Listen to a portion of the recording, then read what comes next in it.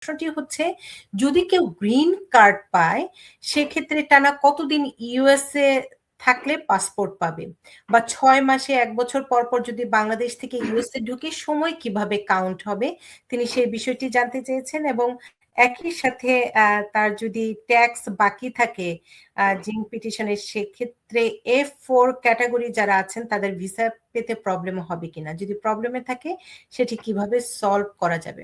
অনেকগুলো প্রশ্ন।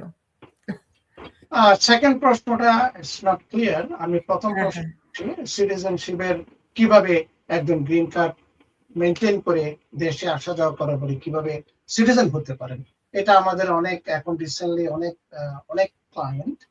সো এটা ফর্মুলা আমি যদি বলি, লাস্ট 5 ইয়ার্স যেদিন অ্যাপ্লাই করবেন এই দিন থেকে ব্যাকে 5 বছরের মধ্যে 913 ডেজ 913 দিন আমেরিকায় ফিজিক্যাল প্রেজেন্ট থাকতে, 913 দিন। এবং এর মধ্যে কোন সময় আমেরিকার বাইরে 180 6 মাসের উপরে আমেরিকা থেকে অ্যাবসেন্ট থাকা যাবে না।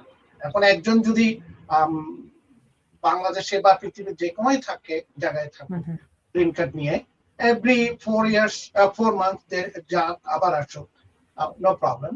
বাট 5 ইয়ার্সে 913 ডেজ ওনাকে থাকতে হবে এবং 180 দিনের পরে আমেরিকার বাইরে থাকতে পারবে না, তখন উনি অ্যাপ্লাই করতে পারবেন। এবং যখন অ্যাপ্লাই করবেন যে এরিয়া থেকে, ডিস্ট্রিক্ট থেকে, ওখানে 90 ডেজ ওনাকে থাকতে হবে।